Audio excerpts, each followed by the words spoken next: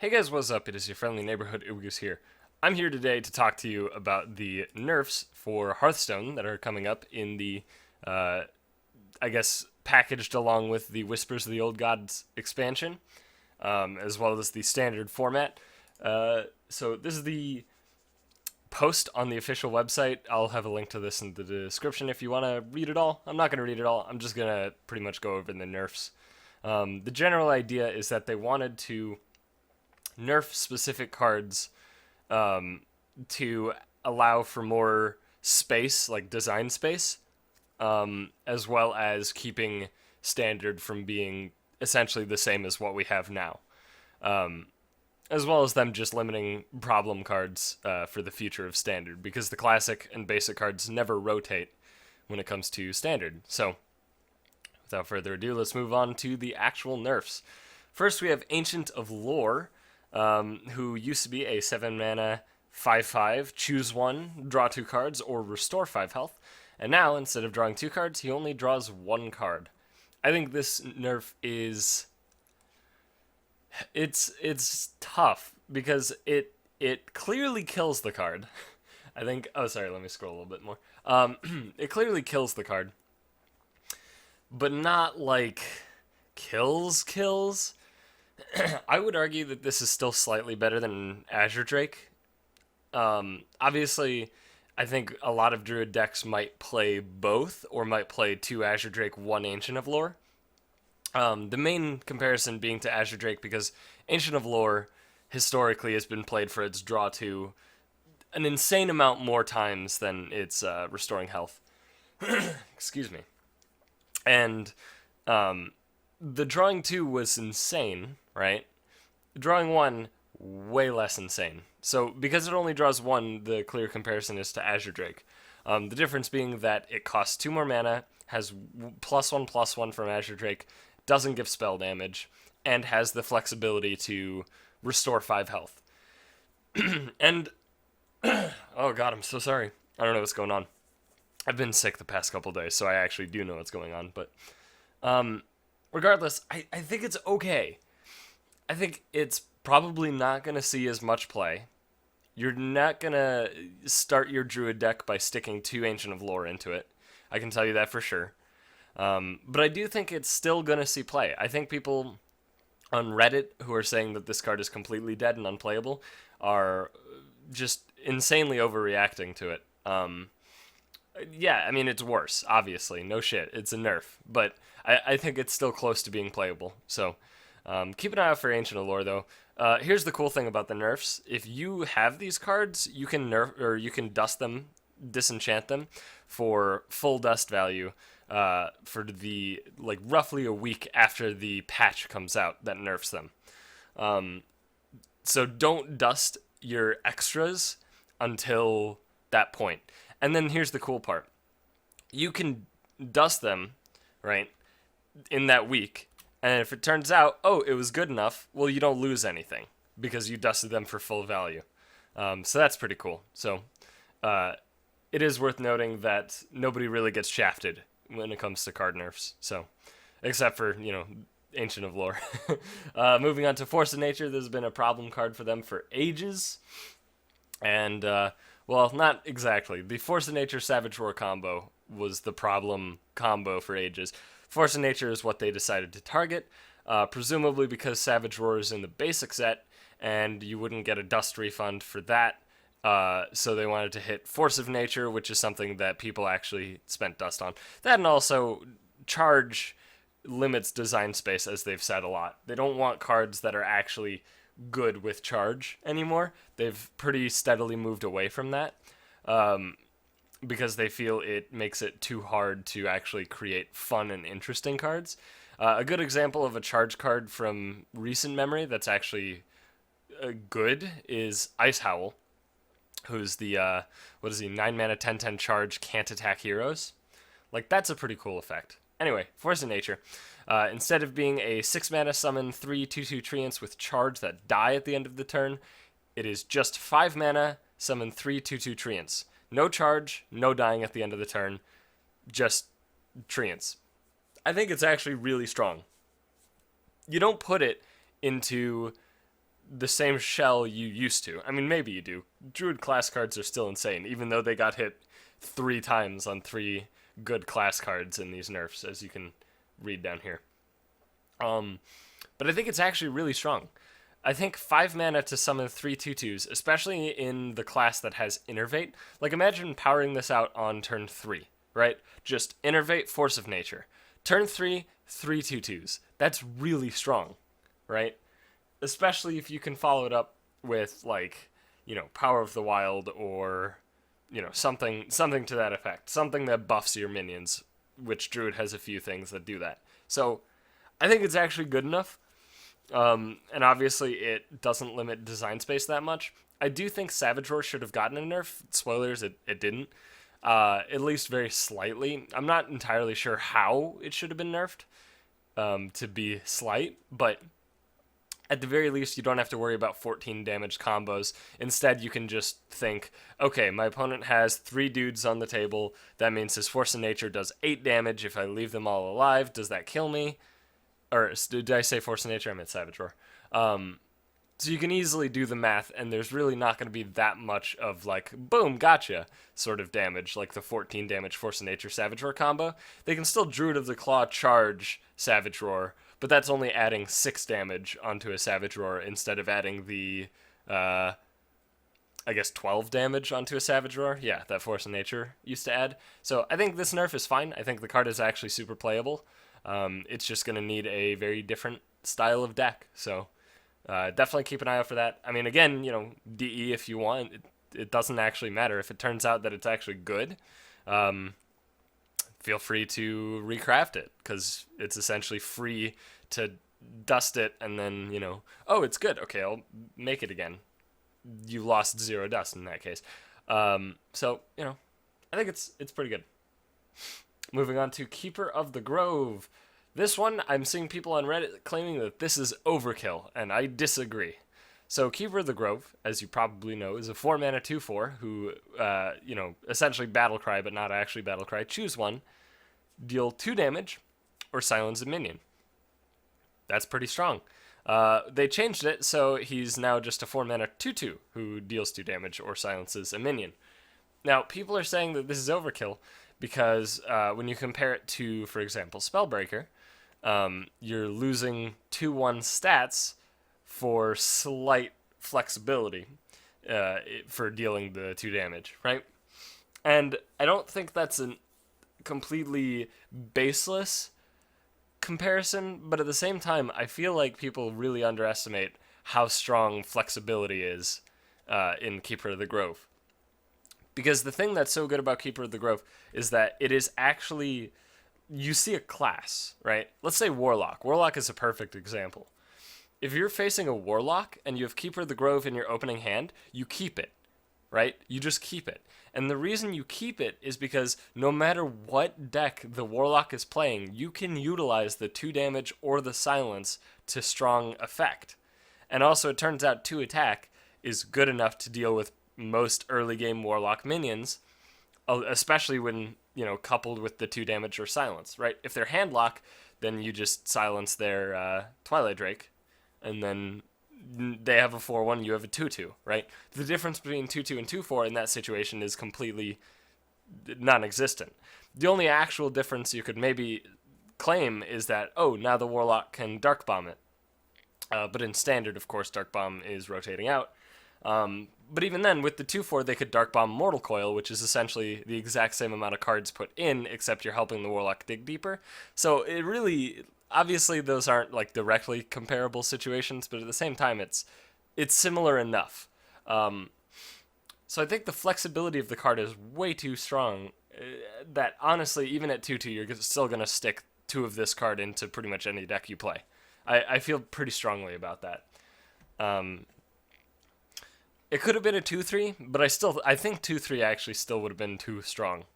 I don't know. At least now, with it being a 2/2, you have to think about putting it into your deck. It's not just, I'm playing Druid, Keeper of the Grove, Keeper of the Grove. Okay, what's next, right? Now you actually have to think about it a little bit. You have to think, okay, is it going to be actually really good to, have this variability of either 2 damage or silencing, right? So I think it's a good change overall. Um, so then we have silence and removal. First, we've got Ironbeak Owl. Perfect change. This is the change that I was advocating for ages. Absolutely ideal. From a 2 mana 2/1 Battlecry Silence a Minion to a 3 mana 2/1 Battlecry Silence a Minion. So I would still play this card if I needed cheap silence. It is compared to Spellbreaker, of course. Uh, you pay one less mana for, you know, two, I guess, yeah, just straight up 2/2 stats taken off. One mana is well worth 2/2 stats, but the main reason that I think Ironbeak Owl is still going to be good is because 3 mana for an aggro deck is way, way cheaper than 4 mana. And you're probably like, but Ubagoose, it's still 1 mana. Right, but the difference between 3 and 4 is monumental for an aggro deck. Like, 3 is the sweet spot. Face Hunter, historically, has peaked. Their curve has stopped at 3. That's where their strongest minions are. They, like 2 Wolf Riders, 2 Arcane Golems. Speaking of Arcane Golem, RIP. But, we'll get there in a sec. But, the reason that they never went to 4, even though there are good 4 drops for an aggro deck, is because 3 is the sweet spot, right? 4 for a minion that just attacks your opponent's face it's pushing it. Even if you could play like a 4 mana 6/6 vanilla, right? Which sounds insane, by the way. You probably wouldn't even play that in an aggro deck, honestly, because the difference between 3 and 4 mana is so drastic. So I think Ironbeak Owl is still going to see plenty of play in the low to the ground decks, like the aggro decks, and in the decks like Handlock. They're just going to straight replace Ironbeak Owl with Spellbreaker, which is good because it actually makes more cards relevant this nerf, because it makes Spellbreaker, and also the Keeper of the Grove nerf helps it a good deal. I think Spellbreaker's a very playable card now. Before this, the only time you'd really see Spellbreaker is in Reno Jackson decks that are already running Ironbeak Owl, right? Like, that's it. It's like, oh, I need another silence. Okay, yeah, this guy, right? So I think this nerf is fine. I think it's still gonna see play. Also, this little text down here, this beast text, that's still relevant. I mean, especially as Hunter, right? Like, this guy triggering your kill command still makes it even that much better than Spellbreaker. So, good nerf on Ironbeak Owl. Next we have BGH, Big Game Hunter, who used to be a 3 mana 4/2 Battlecry, destroy a minion with attack 7 or more, and he has been changed into a 5 mana 4/2 destroy a minion with attack 7 or more. Perfect. Okay, perfect. You are not going to play this minion if the metagame does not have big minions, right? Although I will promise you, the metagame will have big minions, so you're going to play this guy anyway. But the fact of the matter is, there was almost no downside to running one BGH in pretty much any deck beforehand, right? Because the blowout potential of BGH is still really high. I mean, playing BGH when your opponent plays Dr. Boom, kill Dr. Boom, oh, they're left with 2 Boom bots, and you still have mana left over, right? Because you're on turn 7. Or you're on turn 8, depending on, who went first. But you'll still have mana left over to do whatever you need to do. That's still huge. But the fact was, at 3 mana, if you knew your opponent didn't run anything that had 7 or more attack, like if they were a control priest, then you could just go, oh, okay, turn 3 I'll play BGH, right? And especially against control priest, that just shits on them, right? That kicks their teeth in, because it turns out 4 attack minions are impossible for a priest to deal with, especially in the early game. So, changing it to 5 mana is ideal, because now you actually have to consider putting it into your deck. You're still going to put it in mid-range and control decks, but I almost 100% promise you this is not going into aggro decks at all. I say almost 100% because it technically depends on the aggro deck, but something like a face deck is certainly not going to play BGH. There's no way in hell that they have room for a 5 mana 4/2. So I think this nerf is actually perfect. I think 4 mana 4/2 would have actually still been fine for most low to the ground decks, but I think 5 mana is definitely way too high mana for aggro, which is great. I love it. I'm really happy with this nerf. I think it's probably the best way they could have hit BGH. So, good nerf, very good nerf. Still very playable, obviously, because there are still always going to be 7 attack minions in the metagame as long as there are decks that can play a 5 mana 4/2, right? So, there you go. Next, we have Hunter's Mark, which is a weird one, just kind of out of nowhere. From 0 mana to 1 mana, right? Just changes a minion's health to 1, but now it costs an additional mana. When I first read this change, I was like, okay, I don't think that really affects anything. Like, what decks actually play Hunter's Mark? Like, mid-range Hunter, I guess, sometimes. And normally it's only 1. So it's not really clear that it's actually a targeted nerf at anything. The main thing to keep in mind is actually, somebody brought this up on Reddit, and I want to give them props, but I forgot their name. Maybe I can find them. Give me a sec.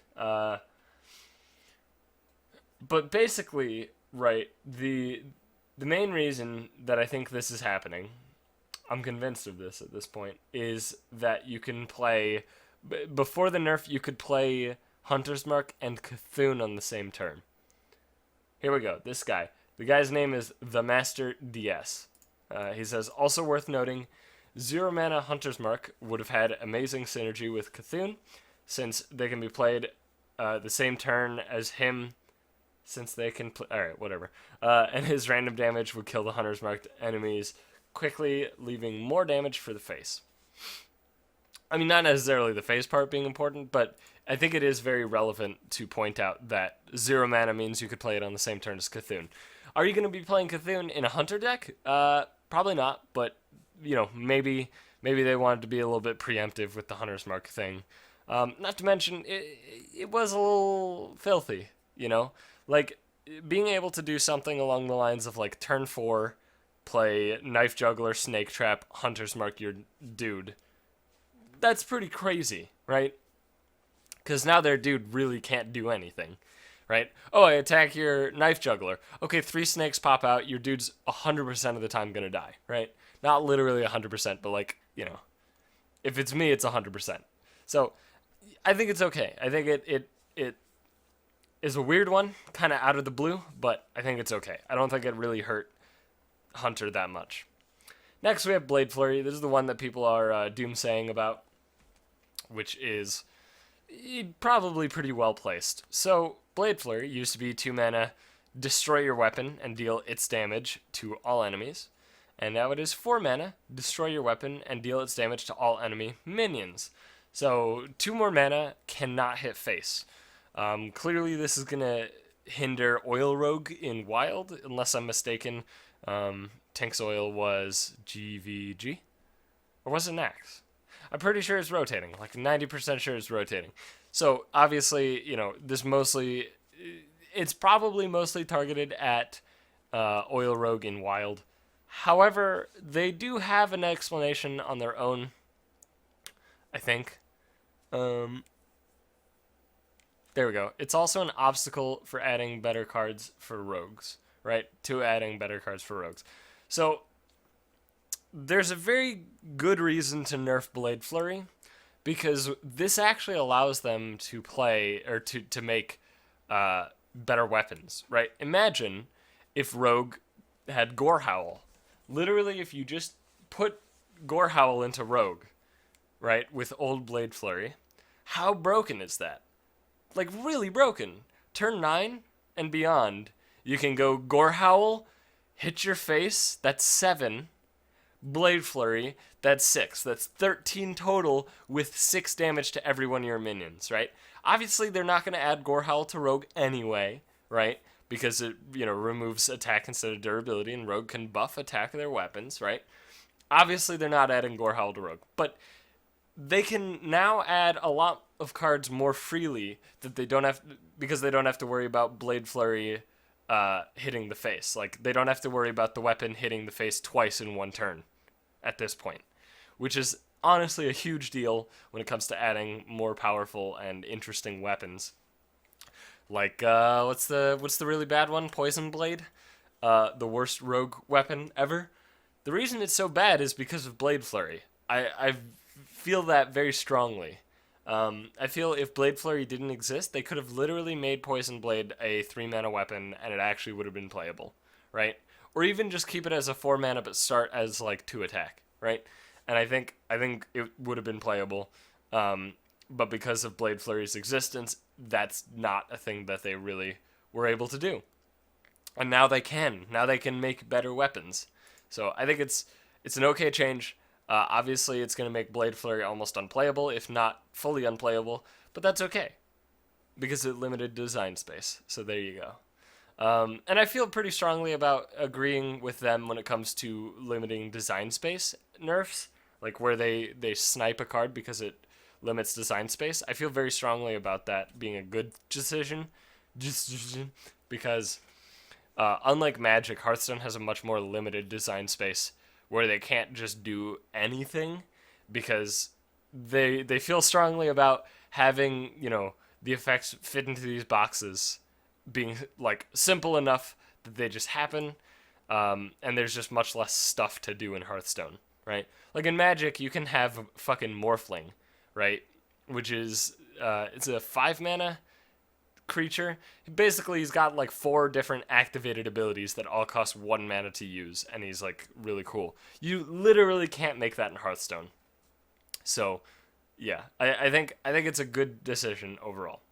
Next, they are talking about powerful neutral minions, and first up, of course, we have Knife Juggler.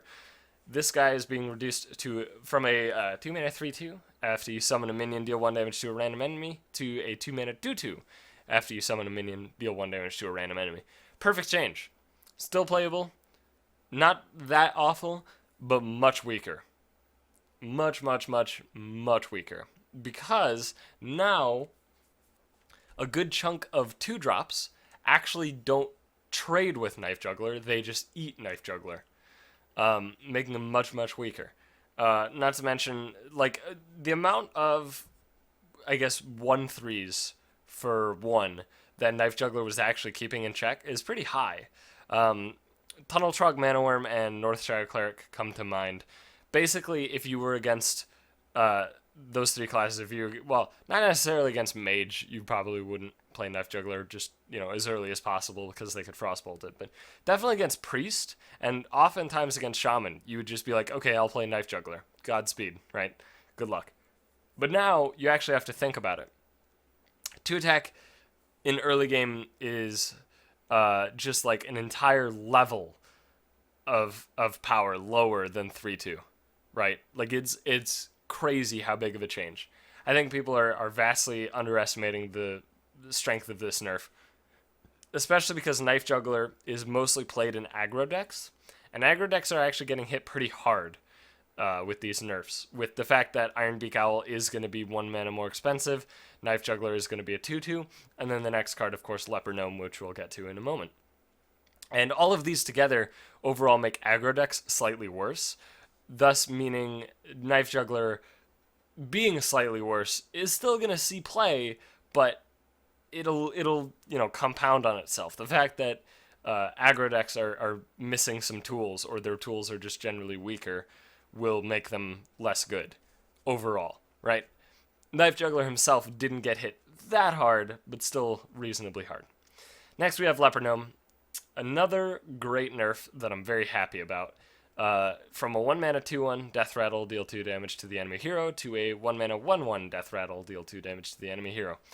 Cool as hell. Now, you actually don't play Leper Gnome in 100% of decks that want to kill your opponent quickly, because it turns out that 1-mana 1/1 is way weaker than 1-mana 2/1, because it can't trade with 2-drops pretty much at all, which is really, really a huge deal. It still deals 2 damage to the enemy hero, but what this also means is that, so normally the way you would deal with Leper Gnome, right, like you'd ping it, and historically it was like, okay, well, I ping it now, or I ping it later, it really doesn't make a huge difference, right? The 2 damage is as if the Leper Gnome had charge, right? The Death Rattle 2 damage was as if it had charge. Now you can just leave it on the board when you're dealing with it for extra turns, and it's not nearly as bad because it only deals 1 a turn. So its clock is literally cut in half. The Death Rattle of dealing 2 damage is still just as good as before, but its actual attacking clock is cut in half. So it is much, much weaker because it can't trade for 2 drops, and its clock is really bad. You're probably still going to play it.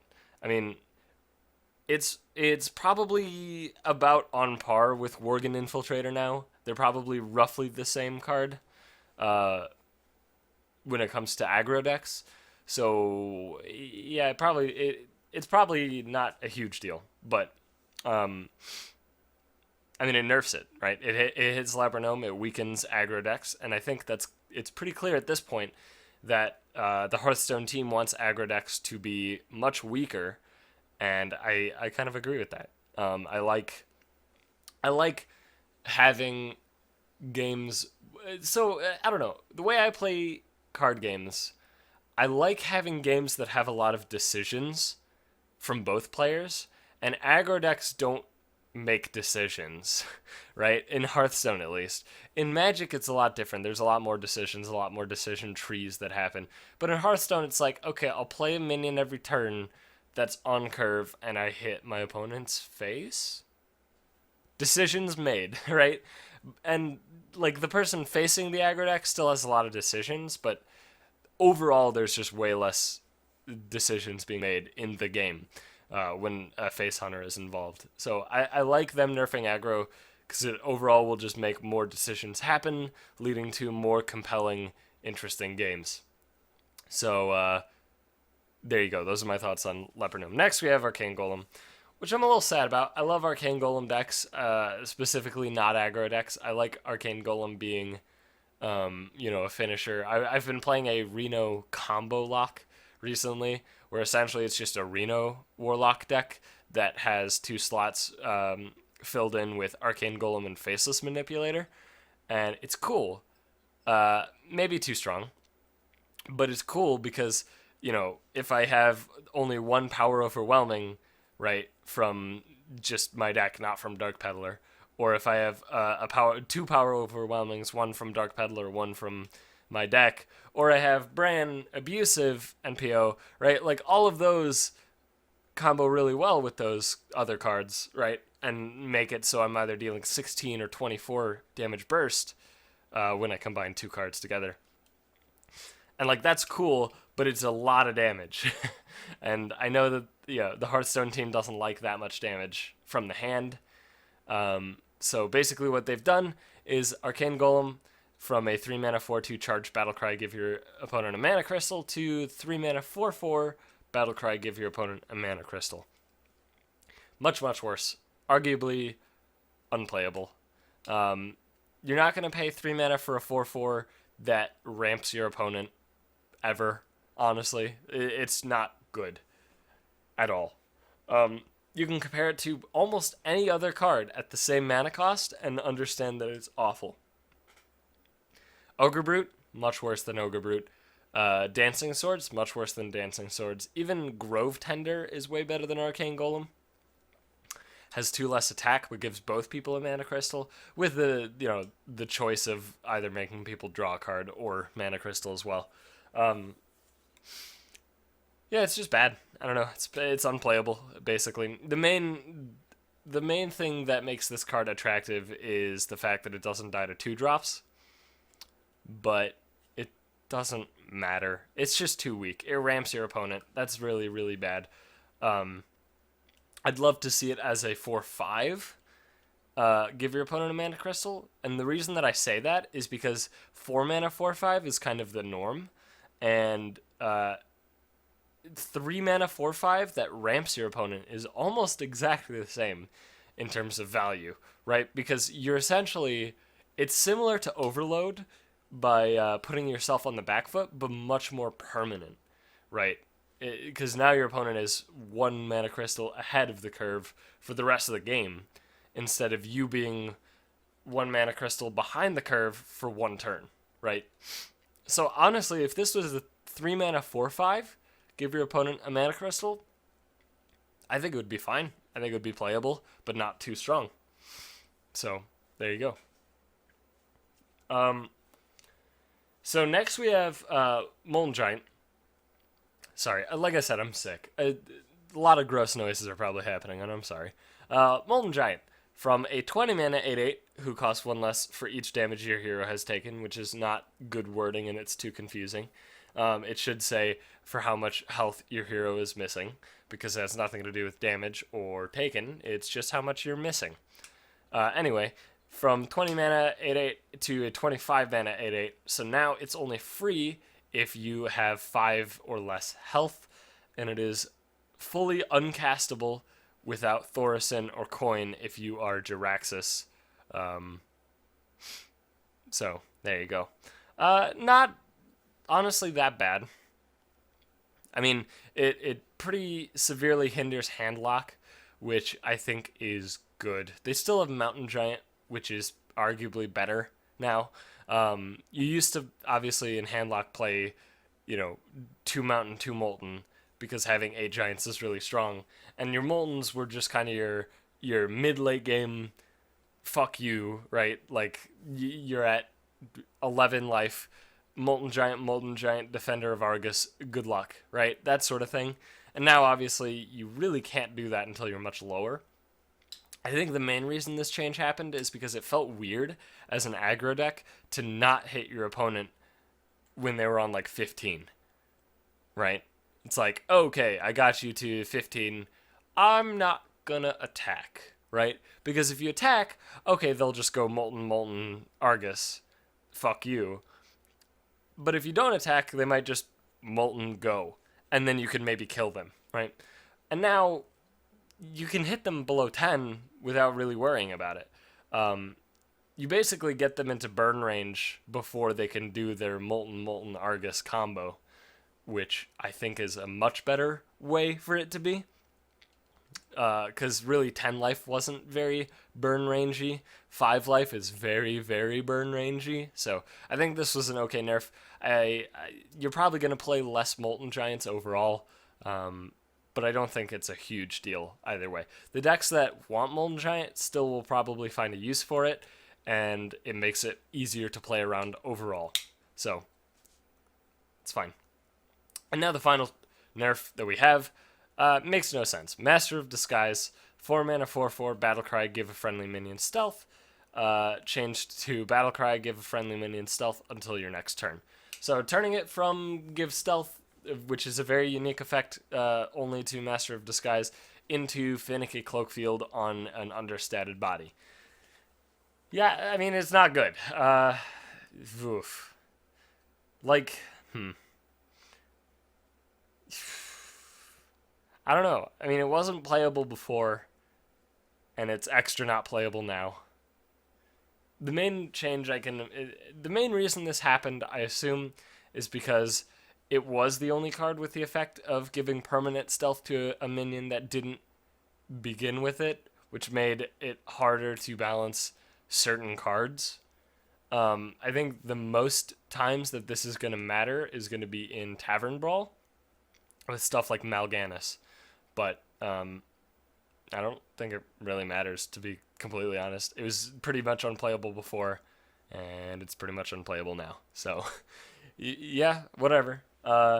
Weird nerf for this one. I think the rest are pretty well targeted, except for maybe Hunter's Mark, which was a little bit weird and out of the blue. But I think this is the weirdest one. But overall, I think pretty good nerfs. I'm happy. I was about to say overall again and then decided against it, and it probably ended up sounding even more weird.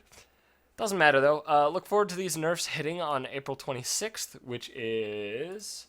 I guess this is going up on the 21st. So, 5 days away. Also, keep an eye out for the stream with Frodan and Ben Brode today on the 21st, where they're probably going to be showing a lot of new cards. And there you go.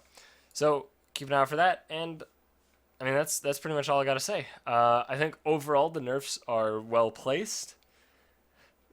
I really don't think any of them went too overboard, except for probably Ancient of Lore is the biggest one.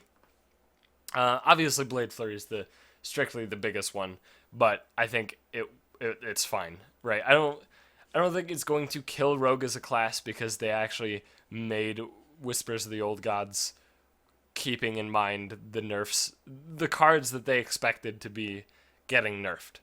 They weren't finalized, in fairness, when they were making Whispers, at least in the early stages. But chances are we're going to see a lot of stronger rogue cards. And in the future, maybe not this set, but in the future, we are going to almost certainly see stronger rogue weapons, which means that Blade Flurry was going to have to get nerfed sooner or later. They decided sooner. Everything is fine in the world, and that's all I got to say. So thank you so much for watching, and I'll see you.